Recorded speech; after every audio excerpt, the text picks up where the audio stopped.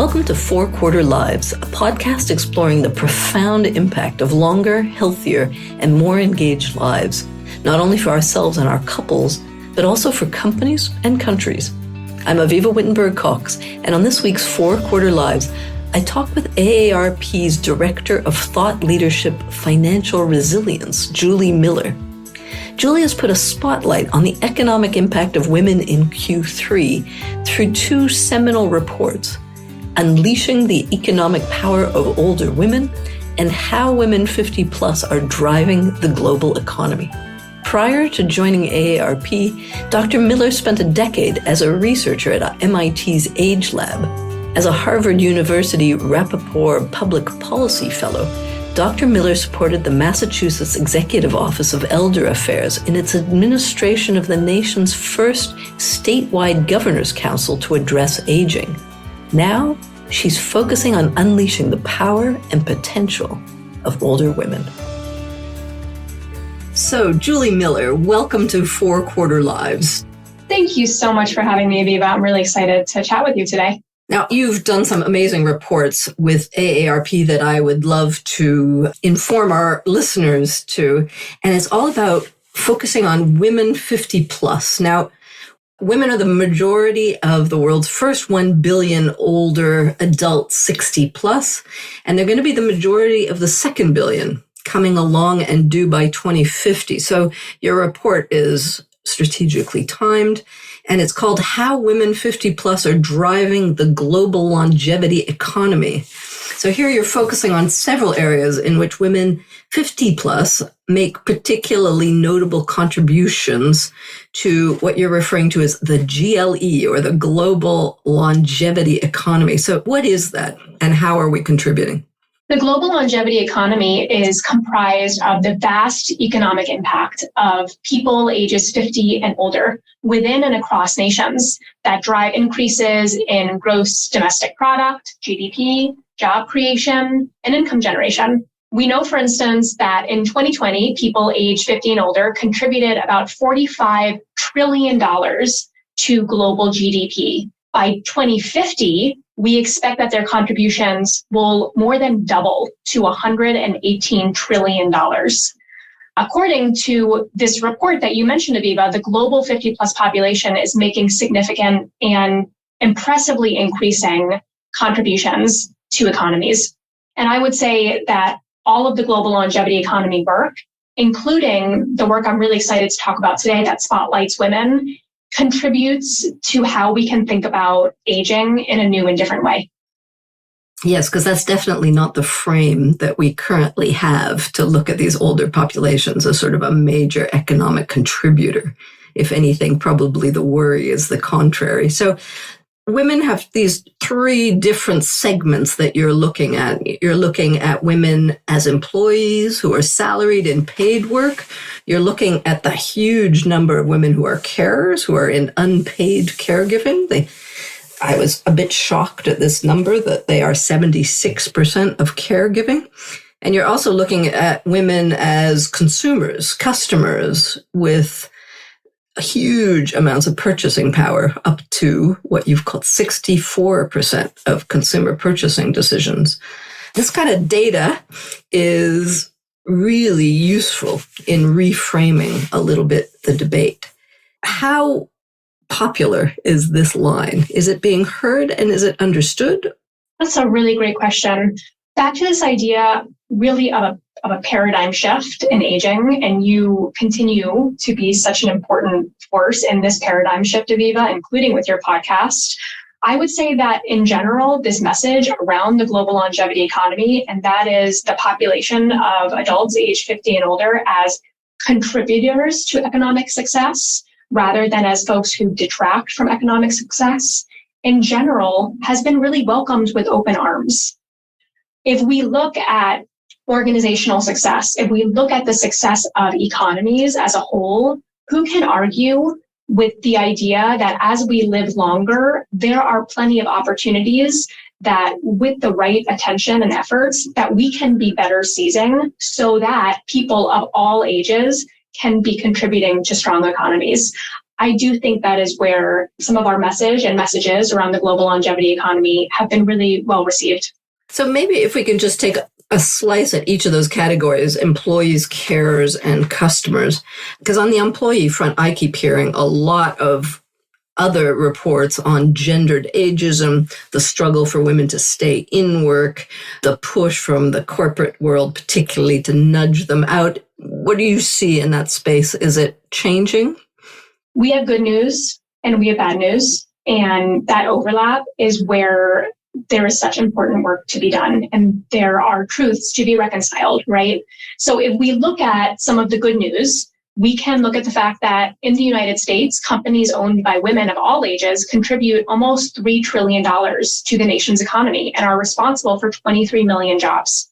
In developing countries, we know, and we talk about this in the report, that there are 8 to 10 million small and medium enterprises with at least one female owner. If we look over time, that's tremendous progress that has been made in many ways. There's more to the story, however, and we'll talk about that. If we look at caregiving, we know that women age 50 plus provide domestic labor, elder care, and child care, including almost 6 million grandchildren in the United States. Through their work, the vast majority of which is unpaid in a family caregiving context, we know that women age 50 plus are powering our economies so that their loved ones can be working. So again, I would say tremendous progress to be made in the form of contributions of women aged 50 plus. Can I just go back one step on so I hear that women are, huge entrepreneurs. I'm still just curious, are they entrepreneurs because they're leaving the corporate world, because they're getting kicked out of it? Is that the alternative to being able to stay in paid employment? That's where the story gets more complicated. Absolutely. We know that, including from AARP research, that plenty of women age 50 plus who start businesses are doing so because, as you mentioned, some of their opportunities that we would all want women age 50 plus to have may be stymied for a variety of reasons. And so there is, I think we can look at business generation by choice and also by a sense of constrained choices as well. And that's important to think about. So with that said, again, I think the report really does a good job of focusing on contributions of women age 50 plus through paid work, through unpaid caregiving, and through spending. So Avivah, you mentioned this idea of women driving about 64% of consumer purchases around the world.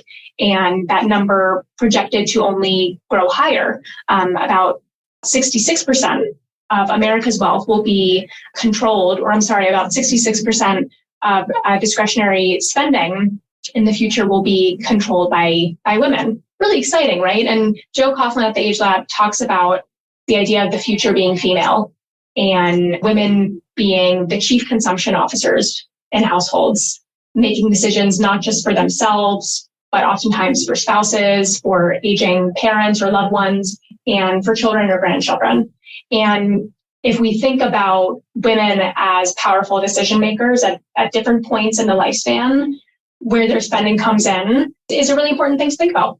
And I'm struck a little bit because I've been studying this gender stuff for like 20 years, and we've been saying that women make the majority of consumer purchasing decisions for a long time, right? I actually think those numbers might be going down slightly in terms of just how much they're making. Is that influencing the way companies market and sell to this segment? I'm still not seeing that much of a shift in the sort of youthism of advertising and product development. Are companies waking up or adjusting to this group and their purchasing power, or are we still slightly invisible to the young men who seem to be driving a lot of the ads still? A lot of the learning and the privilege that I was able to enjoy working at the MIT AgeLab for about 10 years was in getting to work with companies who were aspiring for this idea of transcendent design, including for older women consumers and women consumers as they age. So much of what I had an opportunity to think about, learn about, talk about through my work at the AgeLab was about how to move beyond the, quote, big, boring, beige products that are often designed, this kind of more medically oriented product, how to think about what people of all ages and all different situations would really want to have, would want to get their hands on. So I will say, just as anecdata, I had lots of opportunities to learn what some of those products were, how folks in different industries, whether it was retail, design, tech, housing, transportation, financial services, how folks were thinking about the idea of design differently. We have a lot of work to do, though. And I would say particularly as we think about women age 50 plus, acknowledging in general longer lifespans than men, there is tremendous opportunity to be marketing to women as they age in different ways and to be thinking really critically about not just what do women need, but what do they want? Absolutely. And I can't resist also just questioning one last sort of balance issue. It's these numbers on caregiving that are so high, and they also sound a little immobile over time. I mean, don't men have parents? Why is it that women are the majority caregivers of their elderly parents? Is that gender balancing at all? Is that moving? I so appreciate that AARP has done work, has looked at caregiving among men and caregiving among millennials. I think the more that we can do to draw attention to the fact that, yes, women, particularly women at midlife and beyond, often get attention for the caregiving that they do, and they need to. And also, there's so much more to the story. And I believe that the more people feel represented in the data that they see, in the research that they consume, in the news that all of us are exposed to, the more we as a society can be talking about these issues and figuring out how to address them better. So I will say I'm grateful for the work that I know AARP has done to expand the conversation around caregiving. And I personally am heartened by what feels like a good amount of information that I continue to see around changing distributions of household labor. And certainly while those figures have, as you mentioned, tended to be stubborn, I like to think that we have greener pastures ahead as we continue to think about providing childcare and care for aging loved ones and loved ones with disabilities in different ways, and also how employers come into the picture when we think about our often dueling roles as workers and as people who go to work. As an international podcast, you know that we look at the U.S. rather as the counter role model on a lot of these care issues, and that parental leave seems to be a really hard. Child care and elder care seems to be rare and expensive. What do you think we can do to support all these women who are caring, working, and buying to contribute more and more comfortably to the global longevity economy? What's your hit list of top priorities? Wow, so I've got a long list. Let me think about what would go on the short list. For one, I would say we need to acknowledge the long tail of the pandemic. We know that leading up to the pandemic, women age 55 plus represented one of the fastest growing demographic groups in the US to work. And we are just now seeing those pre-pandemic rates of labor participation among older women coming back. We are just now seeing that. We have every reason to believe in the future that older women will represent an increasing share of the labor market. But the pandemic has, among the many ways in which it has disrupted so many of our lives, I would say our abilities to work, our abilities to juggle different responsibilities, these are some of the many things that have changed. And so one thing that we can think about as we continue to recover from the pandemic is how can we conceptualize work in different ways so that the tent is bigger and broader for more women who want or need to work can do that successfully. That would be one thing I would say. Can I just dig into that a bit? What do you mean? So conceptualize work differently. Are we talking flex, work from home, work differently over time? All of the above. And I think about work that one of my mentors, Marcy Pitt-Katsufis, who's been at Boston College for a long time, what she early on has introduced me to the concept of retirement not necessarily needing to happen in this traditional, boom, here's my retirement party. And okay, great. Now I'm waking up to potentially an entirely different life and set of daily activities and a sense of purpose and identity, but instead that retirement, if someone wants to retire, if someone chooses to retire, etc., that can be different for different people. And so I would say there are so many different ways in which also hopefully we can utilize some of the learnings from the pandemic to make work more accessible for more people as they age. Absolutely.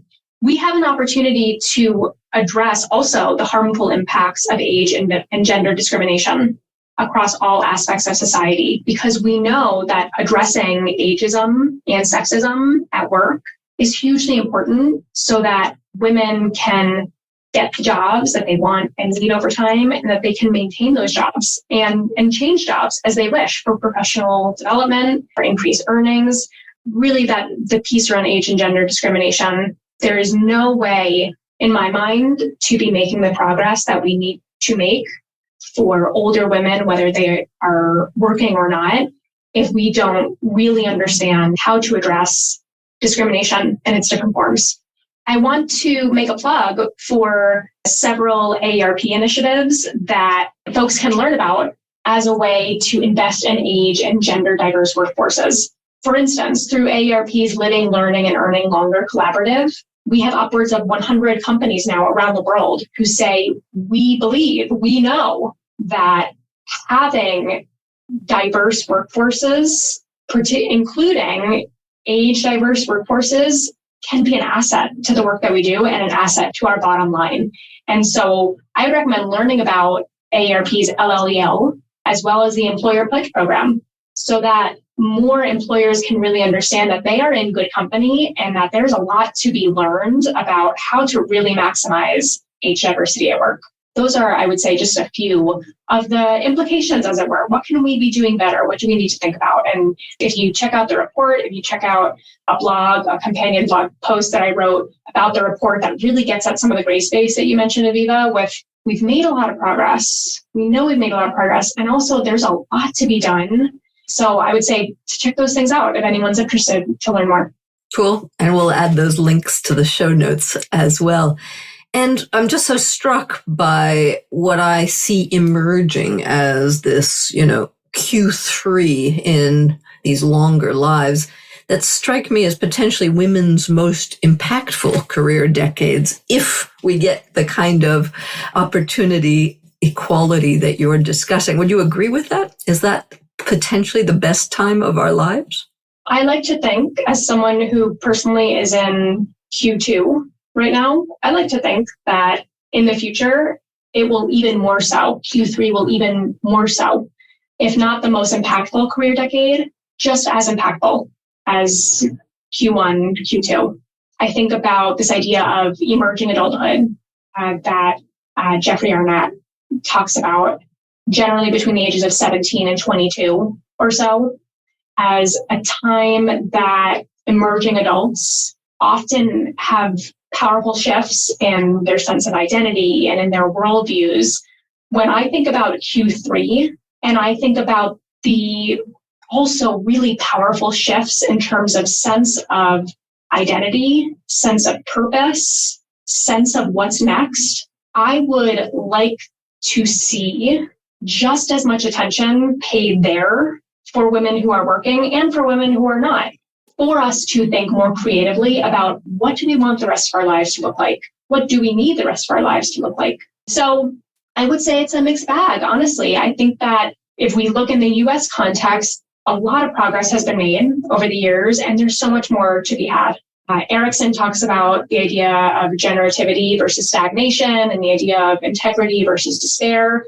My brain is there often, I think, at different stages of life, including Q3. What can lead to a sense of generativity and creativity at work versus this idea that we're stagnating? How can we help people as they age feel a sense of integrity? And we know, of course, if we look at disparities in the United States and around the world, there are clear lines in which people have more access to think about these things like generativity and integrity, right? And so, as always, a really important question is, how can we make sure that everyone is able to live and thrive, not just longer, but better.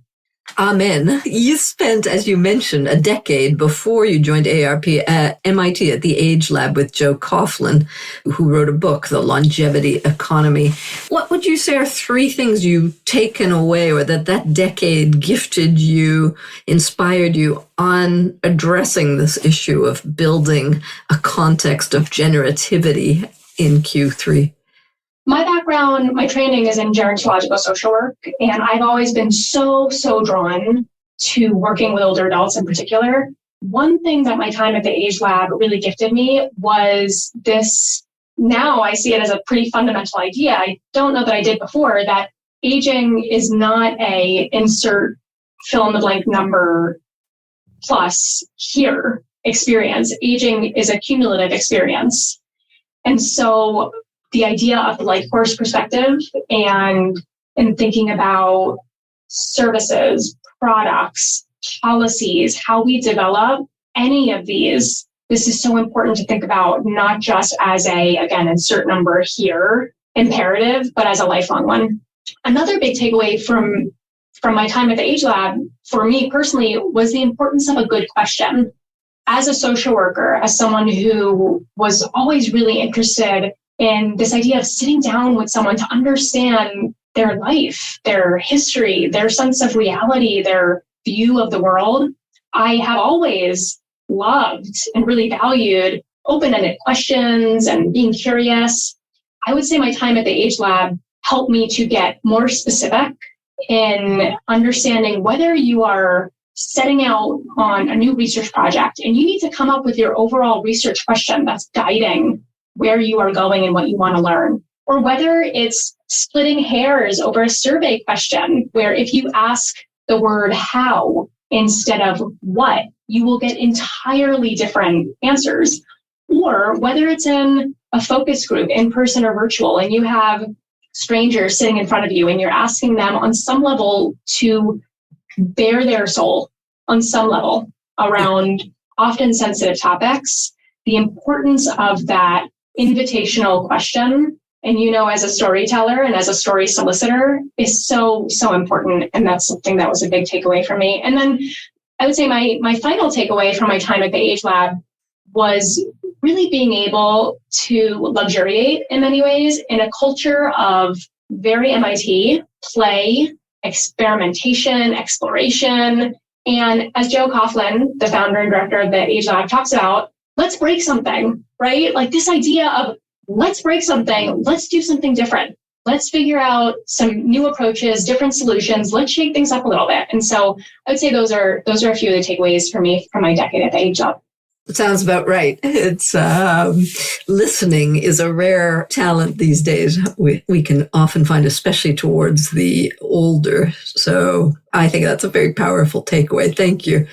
And you've actually made a documentary film that I'm curious about. It's called Vibrant Aging. What was it about? How did it come about? And where can we watch it?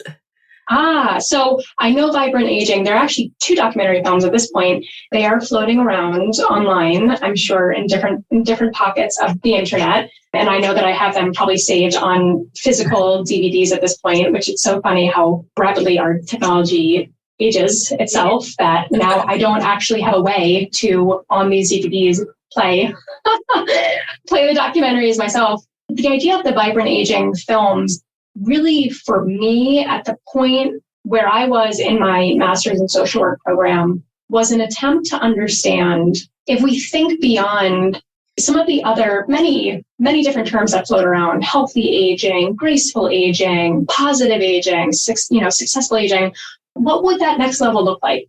What would it mean to live not just well as someone ages, but to really be feeling that one is living their best life? And what does that mean for different people? And so some of those questions are where the Vibrant Aging films came from. They were my way in to understanding from a storytelling framework, what are some of those factors that if you ask 10 different people, and these were folks who were living in their communities, some folks who were unhoused temporarily or for longer term, what were some of those factors that people say can make aging a vibrant experience. So those were a couple of opportunities for me to bring together some of those listening opportunities, as we just talked about, with, I think, the real privilege of having a camera, in that all of a sudden life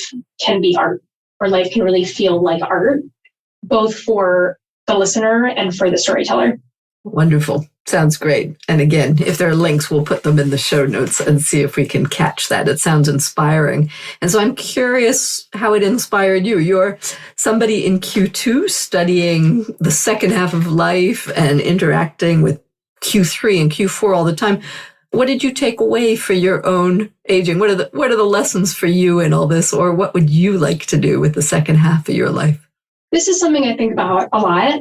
One of my grandfathers talked about the goal he always had for his life, and that was social significance. And for me, I think a lot about legacy, and in that context, social significance, and what does that mean? And so if I think about any of the many, many people that I have been so privileged to work with over time, including folks well into their 80s, 90s, even early 100s, I think a lot about legacy and what that can look like. And then also a big takeaway for me, that as I think forward to my own life in the future, the only thing that I know we can all plan on is the unexpected, for better and for worse. And that, again, is something that I tend to think about a lot. Be ready for change. Absolutely. Be ready for change. And of course, we can all say it, but how to figure out today and in this moment, how to make the most of the day and of the time. That's a lovely note on which to end, but I'm just going to ask you to conclude with what advice might you give to two groups? One, the individual listeners about their own aging. Anything else we should know? Be ready for change. Be mindful of legacy. Anything else you would add? Another thing I would say, and this is for me speaking again in Q2, speaking particularly to my fellow millennials, although not only, is really basic, right? Actually, not that basic, and that is, let's talk about aging in a new way. The number of people over time who, as we've been talking, oh, what do you do? What do you do? Oh, I work in aging. What do you do? The number of people who tend to come back and say, oh, it seems so depressing. Let's flip that script. And we are doing it together. We are doing this in great company as well. But let's figure out a new narrative so that we can all not just be looking forward to longer, better lives, but that we are living into them right now. Aging is not inherently a bad thing. Aging is a challenging thing. Aging can be a wonderful, vibrant thing, and it can be so many things. But my one piece of advice that I would want to share, and really my ask, is that we together think about the many strengths that people bring to families and communities and organizations and economies in new and different ways as they age. I think that is a beautiful note on which to end, to be really mindful of what you're giving and taking in equal measure. So, Julie Miller, thank you so much for your contribution and all this work on putting a spotlight on just how powerfully and potentially impactful women over 50 can be. Thank you. Avivah, thank you. Really appreciate it. For more thinking about the impact of our 4-quarter lives, you can read my column at Forbes and subscribe to my Elderberries newsletter on Substack. Let's design lives that aren't just longer, but better.